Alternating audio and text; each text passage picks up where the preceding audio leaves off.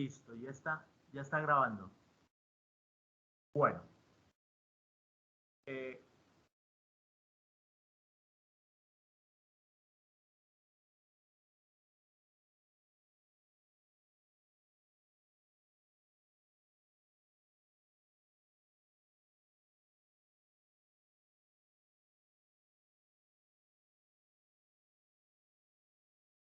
Buenas tardes. Muy buenas tardes. Buenas tardes, profesor. Le saludo, mi nombre es Emilce Sotelo, soy profesional de negocios internacionales de la Universidad Santo Tomás, egresada de la Universidad Cooperativa de Colombia, de la especialización de alta gerencia y economía solidaria y de gestión pública de la Universidad de la ESAP, de quien represento hoy en calidad de egresada investigadora. El proyecto del cual le mencionaba anteriormente se denomina Política Agraria y Desarrollo Rural en Colombia, 1936-2019, un estudio de caso en el departamento del Meta. Está adscrito al Grupo de Investigación en Economía, Gestión Organizacional y Social, ESAP, Grupo Griegos, con categoría en Conciencias C.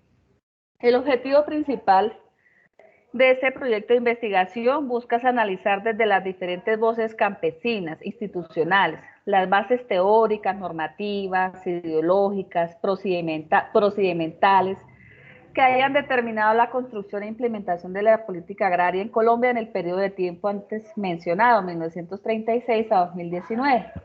Esto mediante un estudio de caso enfocándonos, como le decía anteriormente, en los municipios PE del departamento del Meta, donde vamos a observar la incidencia y las dinámicas del desarrollo rural, pues para proponer asimismo un modelo de propuesta de política pública para que sea llevado a legislar por los senadores, que es a quien les corresponde.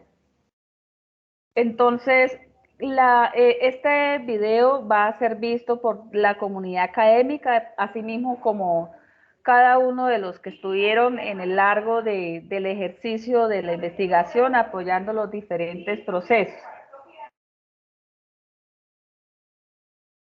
Perfecto.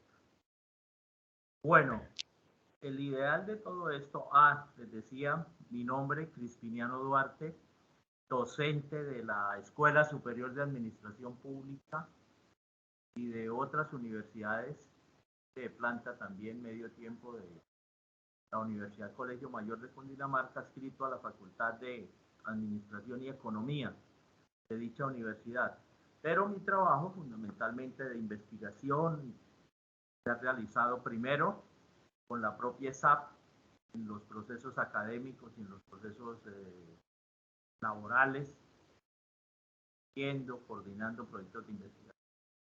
Y posteriormente con la Universidad Javeriana, en tanto la tesis doctoral gira sobre un ámbito muy económico como es la movilidad, fundamentalmente en el Distrito Capital.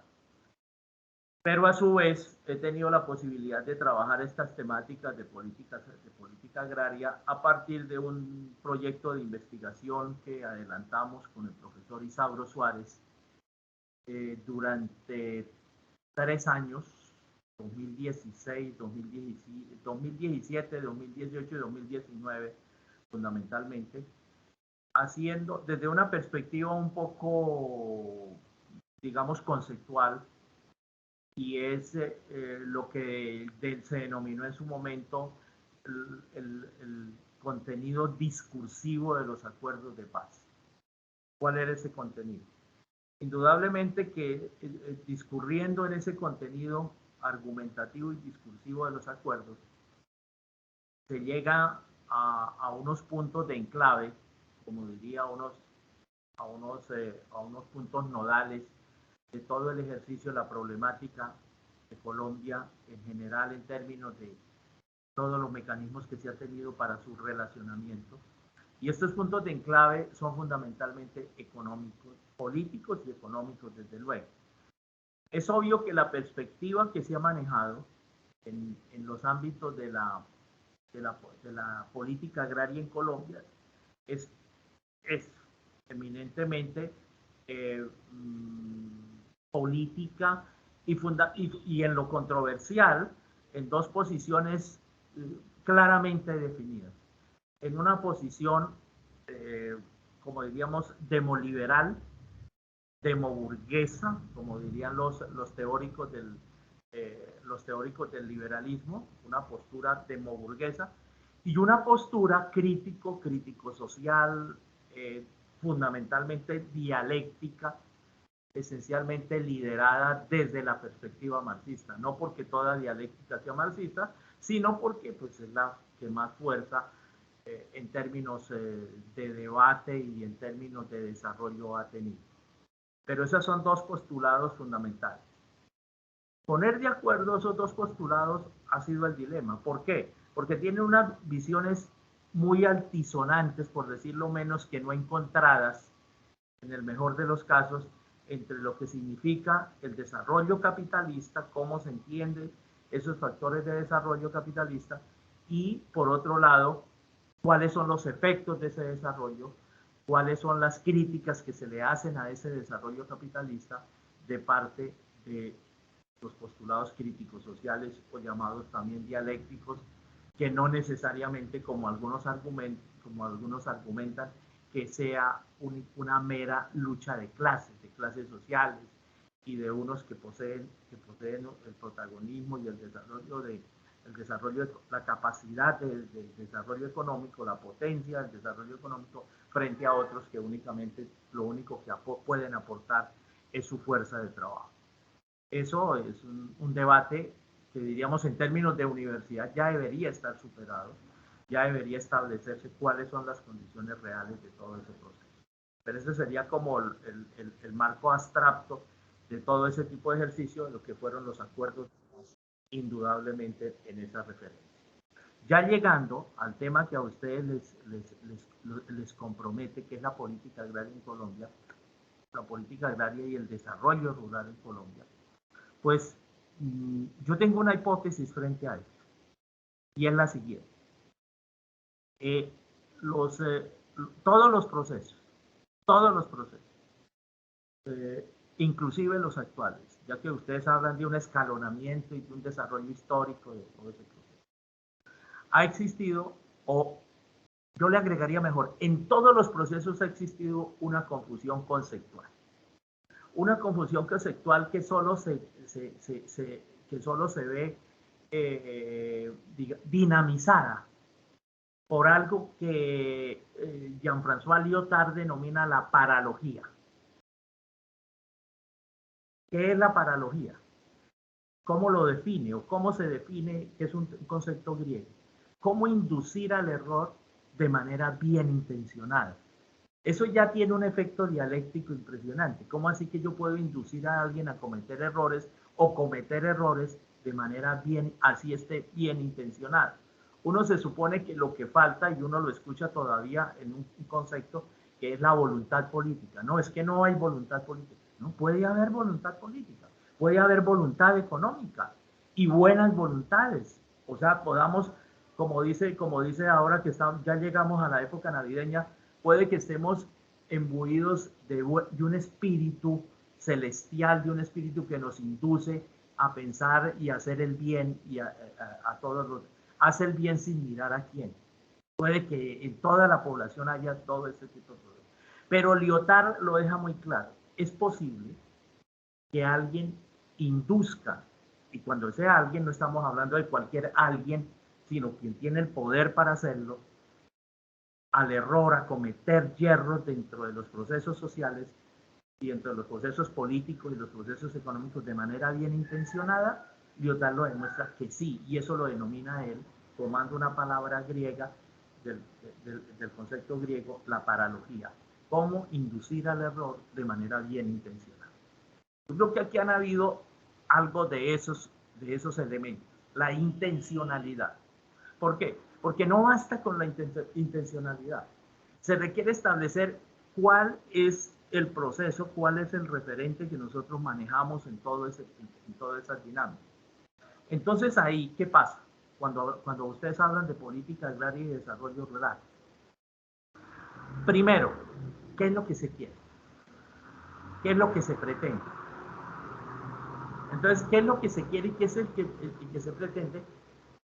Para hacer ese ejercicio, ¿qué es lo que nosotros queremos? No son las vaquitas y todo ese referente que enunciaba con mucho dolor el señor Manuel Marulanda Vélez. Es que yo pedí vaquitas y pedí tractores y me mandaron aviones y me bombardearon. Entonces por eso me rebelé. Es un lenguaje muy escueto, muy campesino, de mucho arraigo, de mucha trascendencia. Pero ¿qué significa eso? Lo que pasa es que ellos estaban en un momento, nosotros tuvimos la posibilidad de estar en Algeciras, que fue como el punto detonante para ellos, para el caso de las FARC, de ampliar la frontera agrícola y ampliar todo ese proceso. Entonces, ¿en qué estado estaban ellos? Ampliando la frontera agrícola. Acabo de salir, hace un momentico estaba en una conferencia sobre desarrollo sostenible y sobre desarrollo ambiental, y una profesora de la ESAP, la profesora Polo, manifestaba eso. El hecho que el Estado deje que el campesino y el colono destruya bosques, sabiendo que eso es un mal para el planeta. Estamos en desarrollo sostenible. ¿Por qué el Estado no interviene? Porque quienes controlan al Estado, pues les parece que es una manera de quitarse en presión, lo dice Polo, es el argumento de la profesora Polo, de decirles a los campesinos, mire, dejen de fregar por lo que tenemos en este momento en la altiplanicie, en el área andina, en las áreas ya copadas por la colonización, y abran bosques. Es más, en estos proyectos de investigación también está como el propio Estado, para otorgar crédito, el campesino tenía que demostrar para la década de los 70 y de los 80 el nivel de destrucción de los bosques que se tenía, el nivel de práctica destructiva que se tenía. ¿Cómo así que el Banco Agrario o que muchas entidades acudían a que el campesino tenía que demostrar cuántas hectáreas de bosque había tumbado, cuántas hectáreas de selva había demolido? O sea, le entregaba ese informe al Estado, vea, yo tumbé tanto bosque, entonces denme plata por eso. Y eso no es, yo tenía otra idea también, por ejemplo, en el caso del Urabá antioqueño, cuando se hizo todo ese proceso, a ellos se les entregó bosque.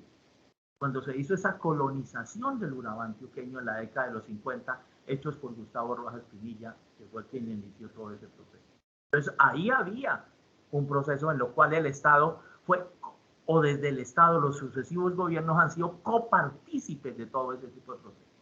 Y esa es un poco la mentalidad que se le infringió al campesino para quitarse esas presiones. Obvio, lo del Urabá es otra cosa, tiene otra discusión.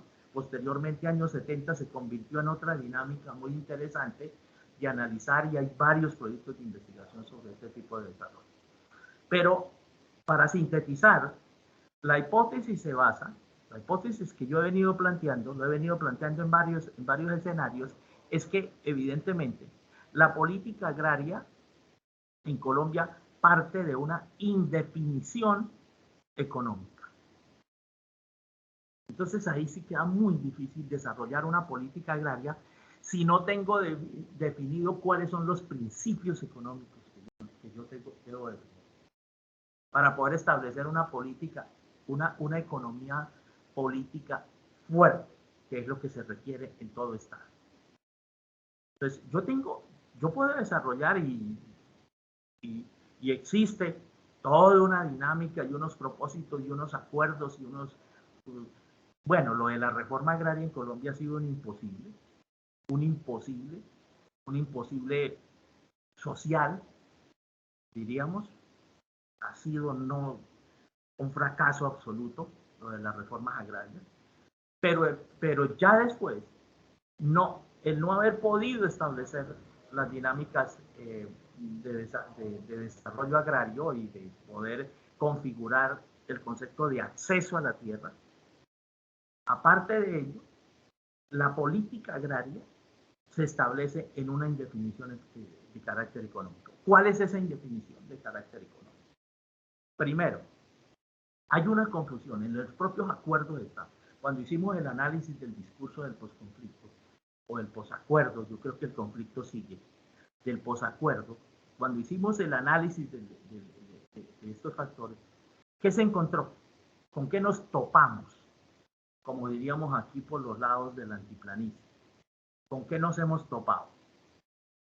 Simplemente con que una cosa es cuando hablamos de economía agraria y otra cosa es cuando podemos hablar de economía campesina. Y ahí va un dilema donde estamos plantados el profesor Isauro y el suscrito.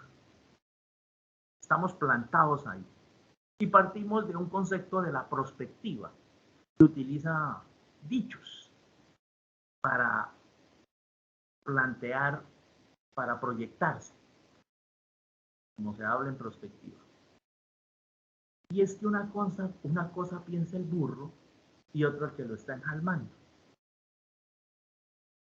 El Estado, o desde el Estado, los negociadores, los gobernantes, hablan de una economía agraria fuerte, consolidada, de megaproyectos, de establecer condiciones fundamentales de desarrollo, de que les permitan ampliar esto. Un expositor anteriormente, de los que le dije que esta tarde estábamos trabajando, planteaba eso, como el interés era que se les despejaran áreas como la Macarena, como parte del Meta, como el Caquetá, evitar el conflicto, evitar la guerra, no hablemos de conflicto, erradicar la guerra para ellos, y en esos espacios donde ya la guerra pudo amainarse porque ha volvido a volverse virulenta, donde pudo amainarse, inmediatamente cayeron con proyectos de economía agraria, con megaproyectos, con grandes cultivos, con grandes procesos, y entre otras cosas porque eran zonas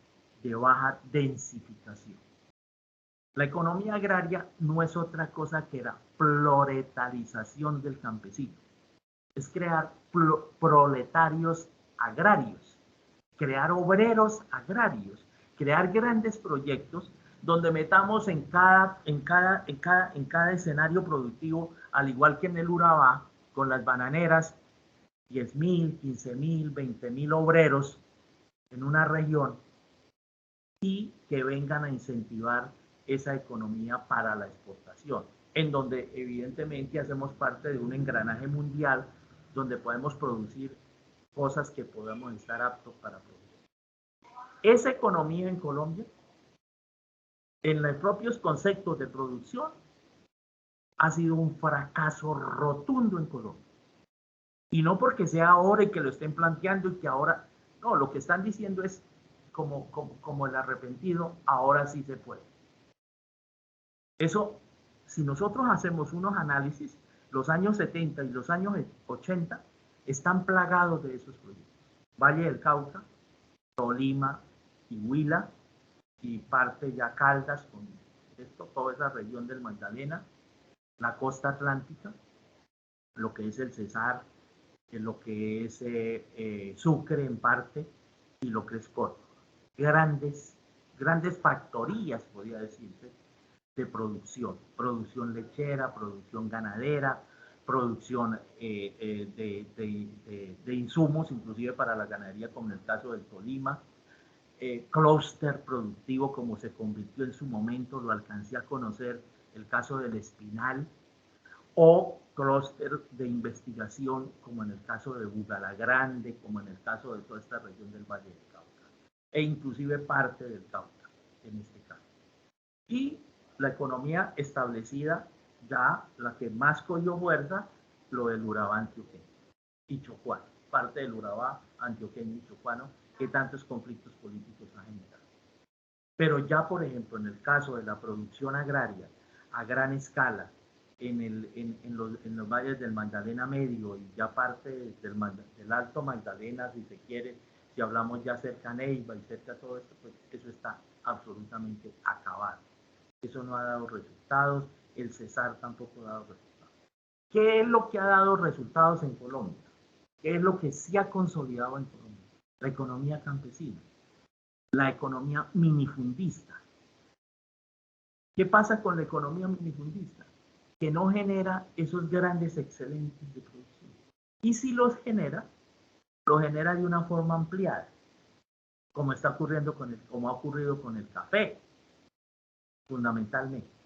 Fundamentalmente el referente es el café. El café no obedece a una producción, a una enorme producción de factoría, sino son minifundios.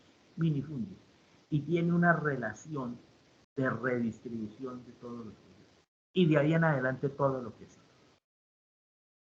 Y ahí viene la demostración. Los actores insurgentes, en el caso de la FARC, incentivaban economía campesina. Donde tuvieron control, la desarrollaron.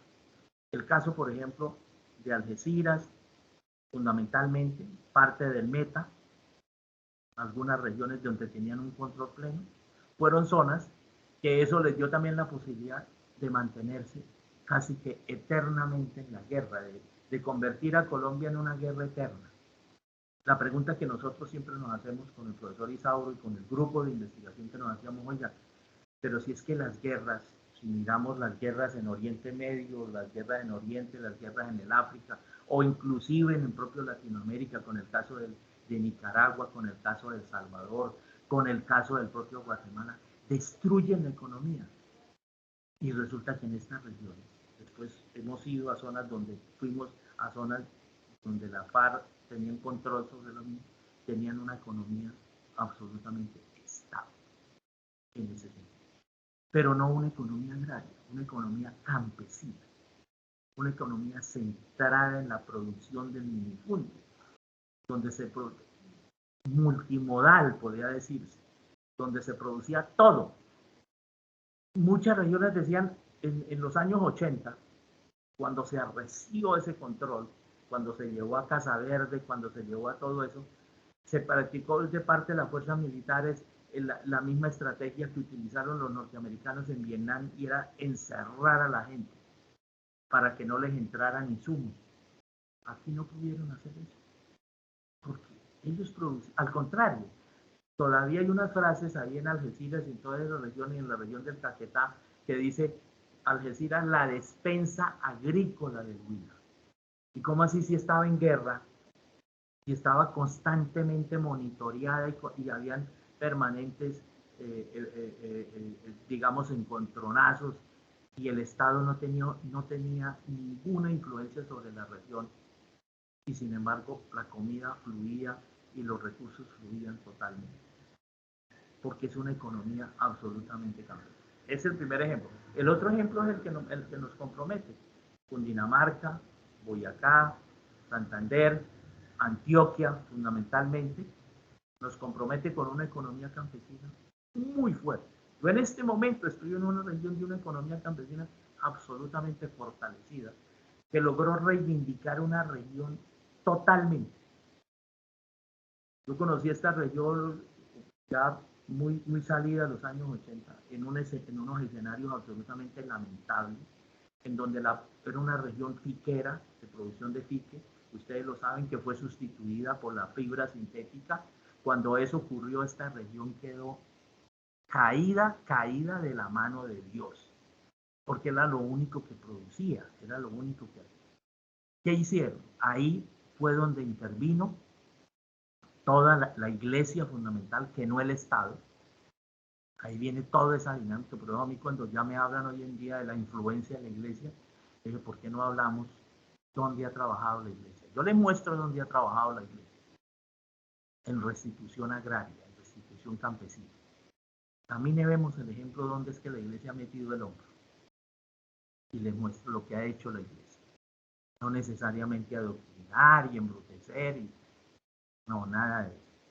Sino dinamizar unos procesos sociológicos, unos procesos, desarrollar un sistema bancario propio a través del cooperativismo. Si ustedes investigan, esta región es la región más fuerte de Colombia, e inclusive un ejemplo de desarrollo económico para muchas regiones, al menos de Latinoamérica.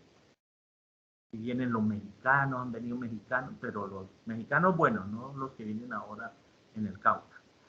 Los mexicanos que vienen a averiguar, bueno, cómo es el sistema. Aquí hay unos sistemas cooperativos mucho más fuertes que los sistemas de la banca tradicional.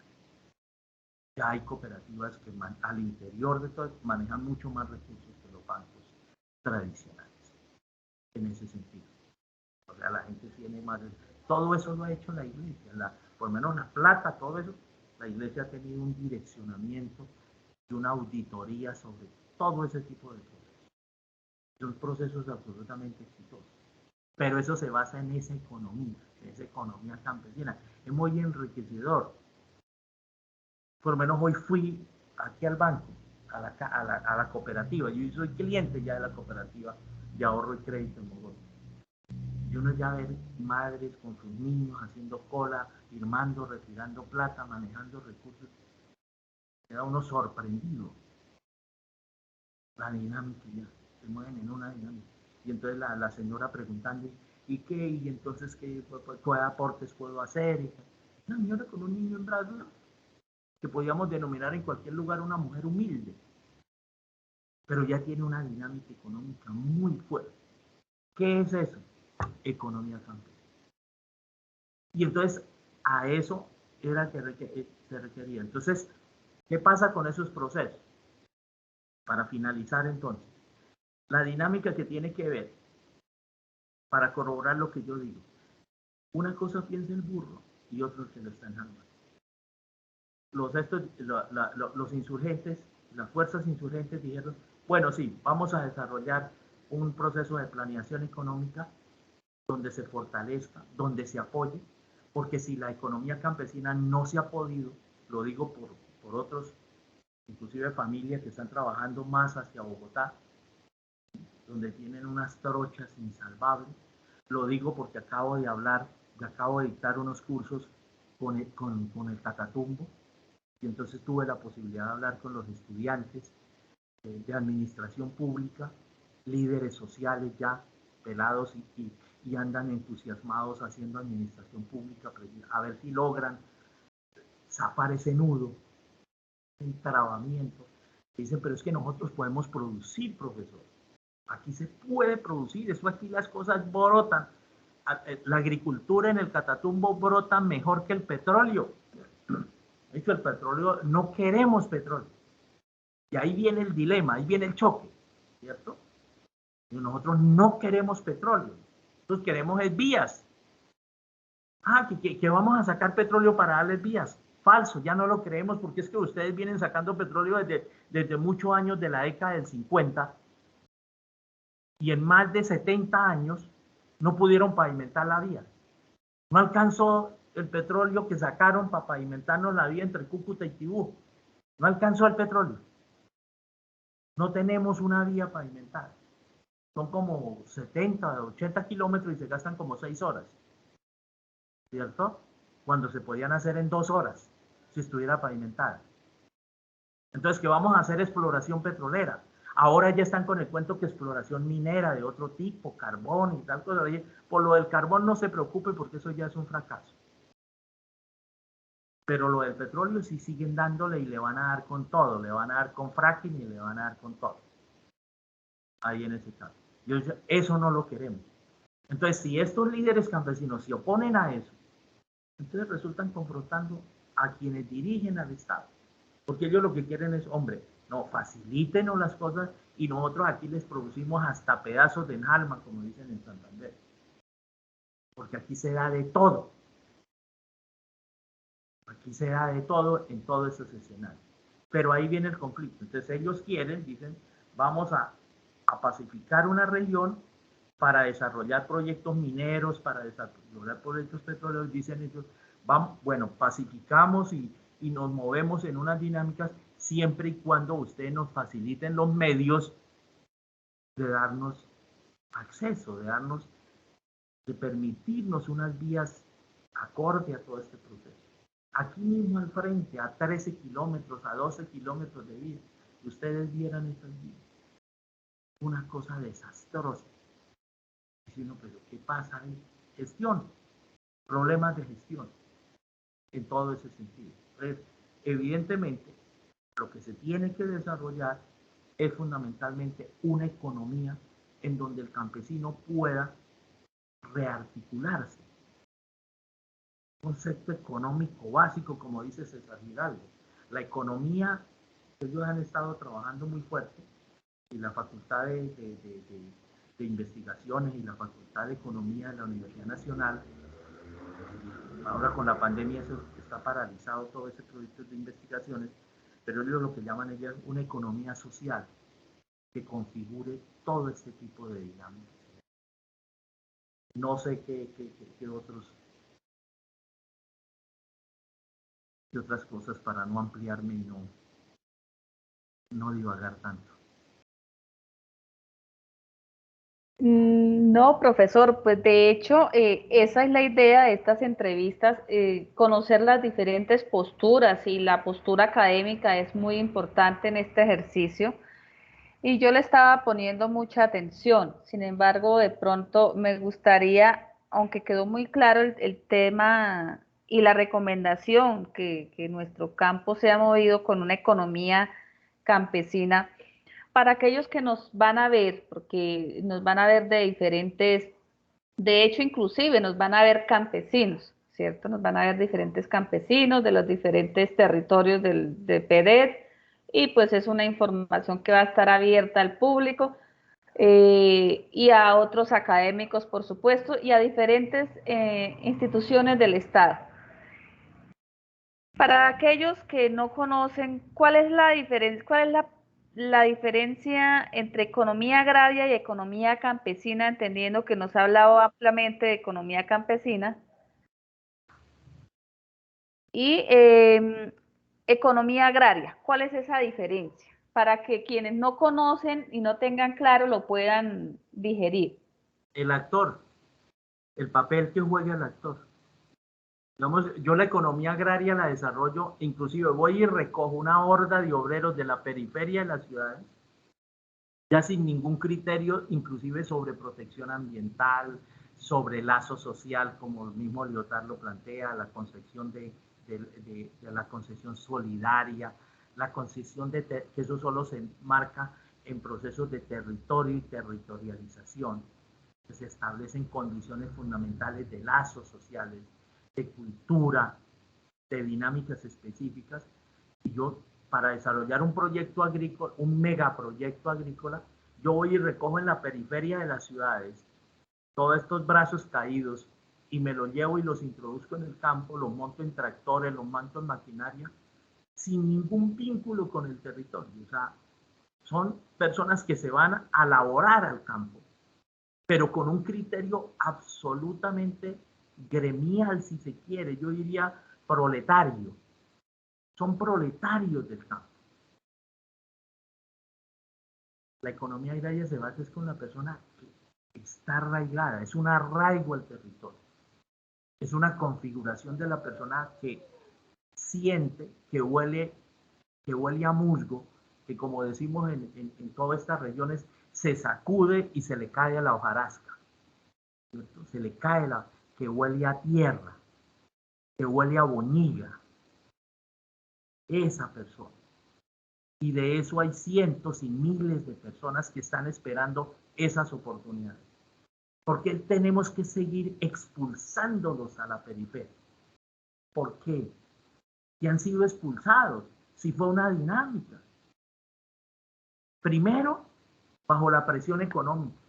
Hubo municipios como el Hato, aquí al frente, como el Hato Santander, que llegaron a tener 350 habitantes, más Jordansube, al lado de Barichara, llegó a tener 37 habitantes en 1980, 1970 y pico, 1980. Fueron expulsados la presión económica. El mismo Santander fue desocupado cuando el FIQE, cuando todos estos procesos, Corra para Venezuela, todas estas regiones que hacían estos campesinos, para Venezuela. ¿Qué más hacían? Todas estas regiones, a mí me cuentan, hablo con ellos, hablo con los historiadores de todos estos sectores que los hay. Aquí levantan una piedra y sale historia, ¿cierto? Y le cuentan, mire, esos señores iban a Venezuela, iban a las temporadas y traían el dinero para darle de comer a quienes se quedaban aquí. porque aquí no había nada que hacer, nada, no había forma de hacer eso. Entonces la diferencia es eso, ellos no son proletarios, son campesinos. Porque es que el problema con el campo en Colombia es que en el campo de Colombia un buen número de personas, y ese es el problema también con otro tipo de cultivos ilícitos, es que vacía el campo.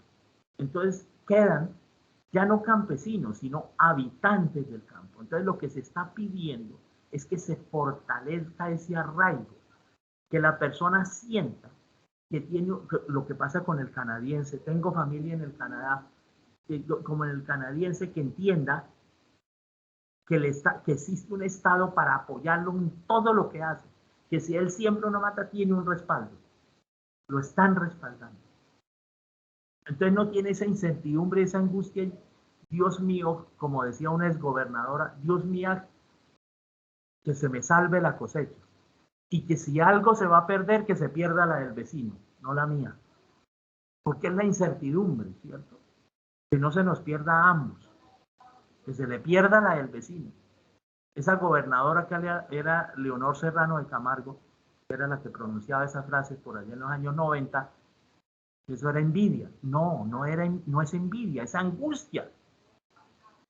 Que siembran, ambos siembran su cultivo de maíz, siembran su cultivo de papa, siembran los cultivos, lo que se dé, en el caso la panela que se está dando aquí con una fortaleza inusitada, se da todos esos procesos y viene una epidemia.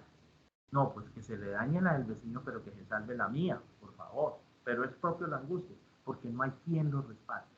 Entonces, desarrollar esos factores de protección económica, que si va y saca, lo que pide, lo escuchaba al comienzo de la pandemia, decía un campesino de Paipa, llevo 8 meses tramitando un crédito de 17 millones de pesos. ¿Qué son 17 millones de pesos? Y el señor llevaba 7 meses tramitando el crédito para cultivar. Eso es un campesino nato, que se le facilite a la gente, que no tenga que esperar 7 meses, que vaya hoy domingo y al final de semana tenga sus recursos para hacer todo ese proceso. Y ojo, con un seguro, que si se le pierde la cosecha, no tenga él que pagarlo todo, que tenga una forma que alguien lo subsidie. Eso es lo que se hace en cualquier país, eso se hace en Europa, se hace en Estados Unidos, se hace en cualquier lugar del mundo. Entonces, esa es la diferencia, que no sean megaproyectos, que ellos sí están subsidiados. Eso es lo que a veces no entendemos. Muchos de los factores, por ejemplo, del combustible en Colombia, el combustible en Colombia no ha bajado a precios internacionales, producto del subsidio que se le tiene que dar a la producción de alcohol. Ese solo punto ahí ya nos pone contra la pared. Y una mezcla del 10%, ¿qué tal que fuera más? En ese caso. Pero a estos productores de azúcar del Valle del Cauca, megaproyectos, economía agraria, a ellos sí se les subsidia todo ese bajonazo, cualquier cosa. Ellos no están sometidos a las leyes del mercado. Ellos no tienen que recuperarse por sí solos, no, ellos hacen un pacto y eso. ¿Por qué ese pacto económico no lo puede hacer el Estado con el campesino raso? Si hay todos los mecanismos para hacerlo, para protegerlo. A eso es que nos referimos. Entonces, la economía agraria es una economía para proletarios. La economía agraria es una economía para campesinos, para gente del campo, auténticamente campesino. Decía una líder agraria del Valle hace unos años: el día que el campesino tenga que ir por una libra de plátano, por un gajo de cebolla y una libra de tomate a la ciudad o al pueblo, ese día ya dejó de ser campesino, ahí ya no es campesino. Los proletarios del campo, las economías agrarias desarrollan ese tipo. Entonces ahí lo que se tiene son habitantes del campo. Y eso es mucho más devastador para cualquier marco económico, porque están sometidos a unas leyes de mercado, a unas dinámicas de competitividad en las cuales nosotros hemos sido demasiado vulnerables, por llamarlo de alguna manera. Las causas Las hay, pero no hay el espacio para ponernos a comentar ese tipo. Esta es la posición de el profesor Crispiniano, un conocedor de la política pública agraria en el país, catedrático en diferentes universidades, como nos lo mencionaba al inicio. Quisiera preguntarle sobre el tema de la posición de la academia. Usted como docente, ¿cree que la academia está en la misma dirección apoyando los diferentes procesos en los temas de política pública agraria? ¿O siente que de pronto le falta compromiso? ¿O cuál sería, digamos, su postura frente a eso y su invitación a las universidades? Especialmente estamos hablando para este caso, pues las universidades que se encuentran en el departamento.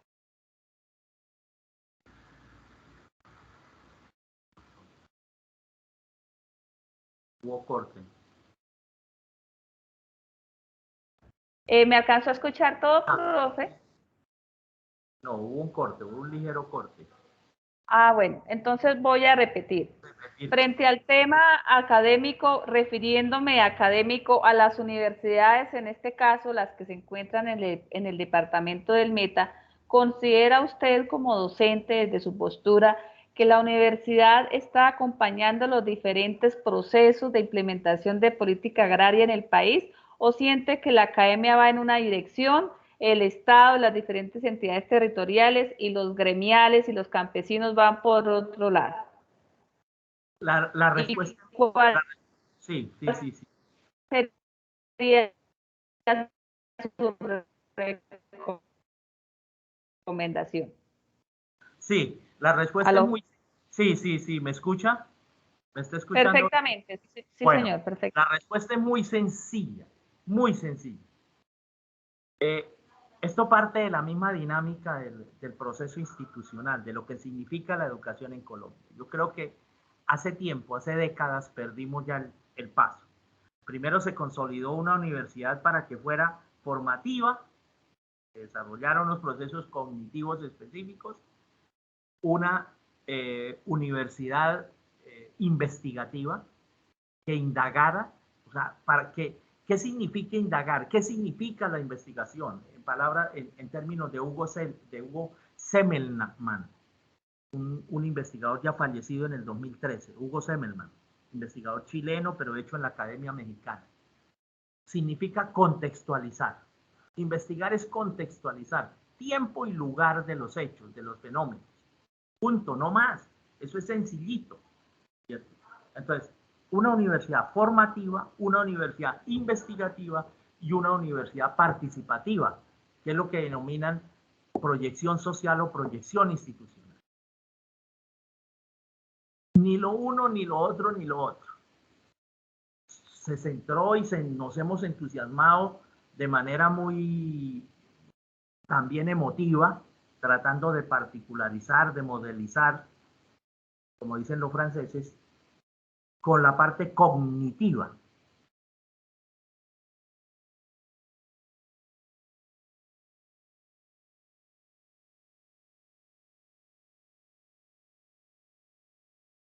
¿Sí?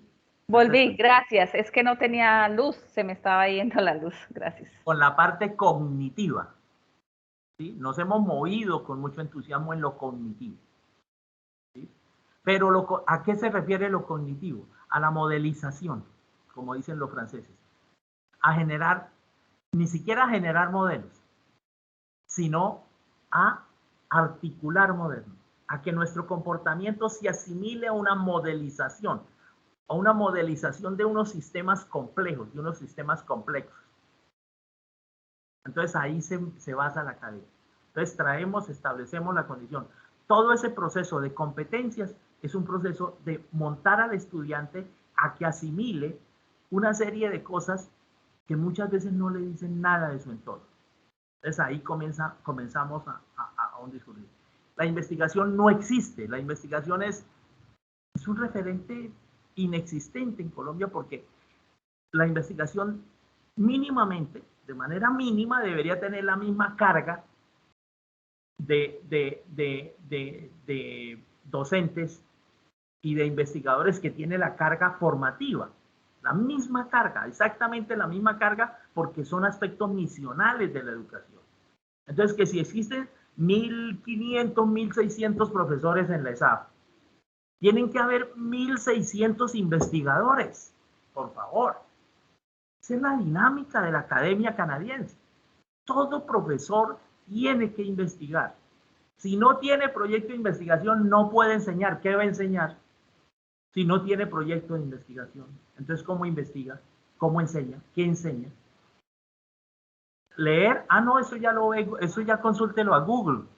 Eso ya no, ya nada que ver. No, dígame qué tiene usted para contarme. ¿Cómo lo interpreta? ¿Cómo lo define? Y lo participativo, ¿cómo se proyecta? ¿Cuáles son los centros de consultoría? ¿Cómo? Mire, yo me acuerdo para los años 70, la horda, por llamarlo de alguna manera, de estudiantes. Yo vivía en el Tolima y vi y estudié en el Tolima en los años 77 y 78 en el Instituto Tecnológico de la Universidad del Tolima, haciendo cursos técnicos, sin ser bachiller todavía. Pero veía salir, eso tenía una flotilla la Universidad del Tolima, una flotilla de buses, ¿sí?, de transportes. Eso tenía más buses que las propias empresas de transporte urbano. ¿Para qué? Porque tenía dos facultades que eran símbolo en Latinoamérica, en la región andina: la facultad de agronomía y la facultad de veterinaria. O sea, las ciencias agroveterinarias. Entonces, ¿yo cómo iba a tener un estudiante, ¿sí?, desde tercer semestre en adelante, segundo, tercer semestre, ahí metido en la cuarta estadio, como llaman en Ibagué? No, yo tenía que sacarlo para el Espinal, yo tenía que sacarlo para Armero, para Guayabal, para todas esas regiones, para el Chocó. Hay que irlo a ver a que le metiera la pata al barro.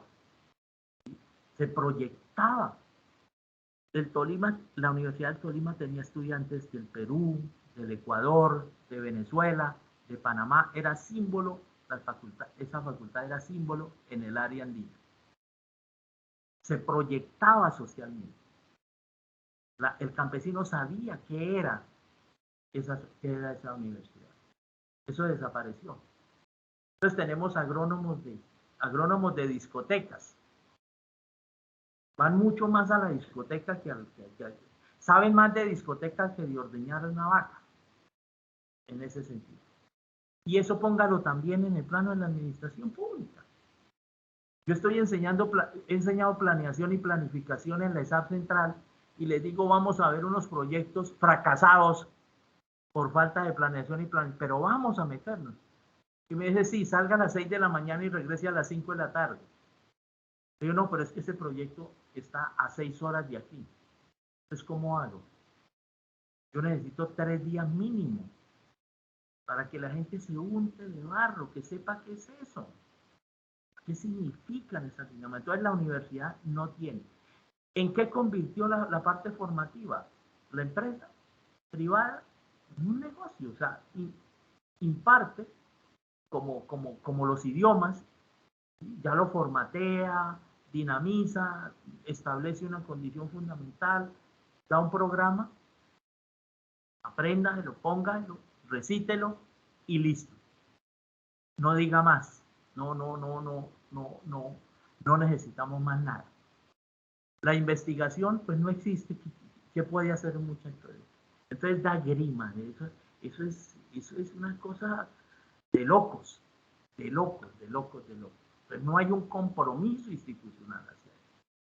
No hay unas dinámicas para eso. Por ahí de pronto quienes sí establecen condiciones esenciales son podría decirse, yo digo, las artes escénicas, o sea, la economía y ciertos factores de economía que sí van a la empresa, a lo que queda ya, porque eso también se cayó. La producción en Colombia la economía en Colombia se centra en servicios, no en producción de bienes. Muy poco lo que se produce. Se redujo en más del 50% de la producción en Colombia. la incidencia del Producto Interno Bruto sobre la producción en Colombia ya. La incidencia de la producción en Colombia en el Producto Interno Bruto de Colombia es bajísimo, pasó de ser casi el 70% hoy en día a estar por debajo del 30%. Entonces los economistas tampoco tienen, digamos que tienen unos laboratorios, unos grandes laboratorios, no. Ellos ya se mueven hoy en día en los sistemas y entonces armemos empresas siderales, empresas virtuales, todas esas dinámicas de servicio. Ahí se mueven. Pero que tengan un compromiso con la producción, que sepan que es producir algo con criterio económico, muy poquito en ese sentido. Ellos los apasiona es el juego de tronos, el juego de bolsa, los juegos virtuales y pero ya una dinámica real, concreta, muy difícil que sean ahí.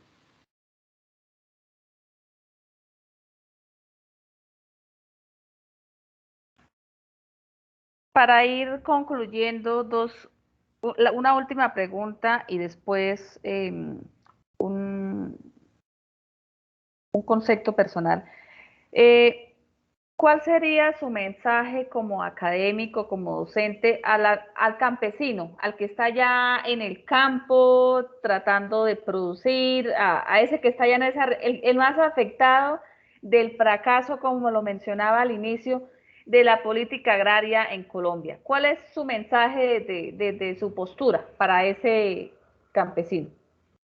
Bueno, para el que le está yendo bien, como es el caso de todas estas regiones, que la mayoría, no que a todos, pero sí una gran mayoría les va bien, por favor, que configuren sistemas organizados, ¿sí? Que no se dejen dispersar. ¿Qué los dispersa? El mercado. Pero no el mercado de sus propios productos, de lo que ellos hacen. Ojalá tuvieran una visión muy obsesiva sobre lo que hacen, ¿sí? Que tuvieran una comprensión muy exacta sobre lo que hacen. No, sobre el consumo, porque es que a la parte de que ellos tienen recursos, entonces viene la avalancha de oferta, la avalancha de todo. Entonces, cuanto cachivache se inventa, vienen y se lo empacan por los ojos. Entonces, por favor, no haga eso. No se destruya. No se destruya en aras de un consumismo inocuo, estéril, pérfido, por decirlo de alguna manera. Que aterrado. Una secuencia que sacan para lo que se está prestando Chile, a 1000 y pico de kilómetros de Santiago de Chile. Yo no sabía que se estaba prestando para eso, para hacer basurero de Estados Unidos y de Europa. ¿Basurero de qué? ¿Exclusivamente de qué? De prendas de vestir.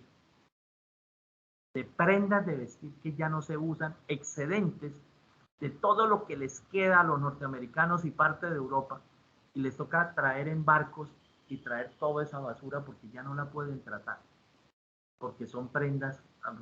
Eso le está pasando al campesino. Cuánta avalancha de cosas y de basura traen, vienen y se le empacan por los ojos. Entonces, que se organice alrededor de todo esto. Necesita factores de organización.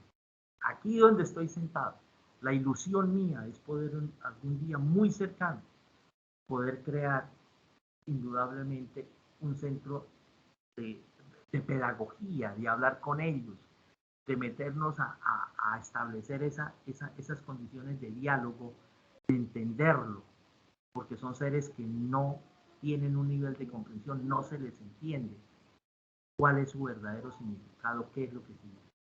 Entonces ellos optan por el aislamiento. Una forma de aislamiento es el consumo de celular, el consumo de televisión, a través de los deportes, a través de una cantidad de cosas y fundamentalmente, y eso ocurre aquí, el consumo de alcohol, el consumo de licor. Siempre que hay desarrollo en eso, el consumo de licor es altísimo. Entonces, como organizar a la gente para que ocupen, por decirlo de alguna manera, de forma o de manera productiva su tiempo libre. Que no entiendan que es que yo no sé qué hacer con mi tiempo. No, leer, escuchar, hablar, dialogar, debatir, organizar alrededor de su querer, de su propia condición de seres humanos, de sus propios sentimientos en ese sentido. Eso lo recoge de alguna manera muy parcial, está recogiendo el dogma. No solo la Iglesia Católica, hay organizaciones religiosas que están alrededor de todo ese tipo de procesos tratando de recoger en esta población y llevarlos, lo llevan a sitios de debate, podríamos decir, a seminarios, a encuentros de carácter religioso con una simbología, pero el problema ahí es que sobre todo estas organizaciones cismáticas lo llevan a escenarios de intimidación, o sea, haga esto porque se va a condenar, lo lleva bajo el amedrantamiento, entonces eso no recoge. Puede que haya algunos por propio sentido de culpa que se vean intimidados, pero no todos sienten esa intimidación. Es un proceso de construcción y que requiere mucha ayuda. Listo. Finalmente, profesor, algo que de pronto se me haya pasado preguntarle en el transcurso de la entrevista y que usted considere pertinente que deba ser mencionado por usted. ¿Tiene algo más para agregar a la entrevista? ¿Algo que yo no le haya preguntado y que considere importante? Podría decir, irnos a cosas, pero no, creo que... No, algo muy breve, ¿no? He tratado de desarrollar mi hipótesis fundamental, he tratado de configurarla, le estoy dando forma, no es una cosa terminada, tiene que abordarse y yo lo hago de manera muy, podría decirse la pregunta, bueno, pero si su formación no es economista, no, lo hago bajo mis principios, bajo un fundamento que tomé en las últimas décadas y es el concepto de análisis interdisciplinario. Pues no porque no tenga una titulación en economía o porque no tenga en ciencias políticas, no, bajo la lógica que es tal vez donde dice Santiago Castro Gómez, cómo la universidad en Colombia tiene digamos, como lastre fundamentalmente que todos sus análisis tienen que ser esencial y secuencialmente disciplinados. Que si se va a hablar de economía tenemos que ser muy rigurosos con el concepto económico. No, uno puede ser riguroso con el concepto económico. Lo que tiene que plantearse, bueno, desde dónde quiero hablar. Entonces, en mi caso, yo hablo desde un proceso interdisciplinario. Factor de interdisciplinariedad en ese caso. Bueno, profesor Crespiniano, para mí es muy grato, después de haber pasado por las aulas siendo su estudiante, vernos en este escenario, en un ambiente académico. Es muy grato poderle entrevistar, conocer un poco más su postura frente a la realidad de la política agraria del país. Y no me queda más que agradecerle por su tiempo, por su disponibilidad y apoyo en este ejercicio académico investigativo, el cual está en curso y continúa durante el próximo año. Le voy a hacer llegar a su chat personal una encuesta para que por favor me apoye en la solución de esta misma. Y le agradezco de antemano por su tiempo. Le estaremos informando cómo continúa la investigación, no solamente a usted, sino a todos los involucrados. Y miraremos y mostraremos los diferentes resultados para, para su respectivo análisis de cada uno de ustedes y que sirva como un eslabón y un apalancamiento para futuras investigaciones. Le agradezco mucho por su tiempo en el día de hoy. Muchísimas gracias, profesor, muy agradecida. No, a usted el agradecido soy yo por haber contado con mi opinión. Yo en ese sentido creo que no soy el más referenciado para hablar de temas tan complejos, tan densos y tan problemáticos como los que se están planteando. Yo creo que el problema de Colombia y y de esta sociedad que tanto nos atrae como tal, radica ahí. Ese es el punto nodal de todo ese tipo de punto clave, que si no es abordado con rigor, con mucha propiedad, e inclusive con mucho arrojo, podríamos decir, no puede, no estamos haciendo nada, estamos únicamente en un círculo vicioso. Bueno, el ejercicio académico busca eso, precisamente, escuchar las diferentes posiciones y posturas desde la academia, desde el campesino, desde el que está en cargos institucionales y diferentes entidades, porque eso es lo que busca arrojar las diferentes miradas que cada uno de estos tiene para contarnos, como es el caso hoy de parte de la academia, representado aquí por el profesor Crispiniano. Le agradezco mucho, profesor, y que tenga una muy buena tarde. Muchas gracias.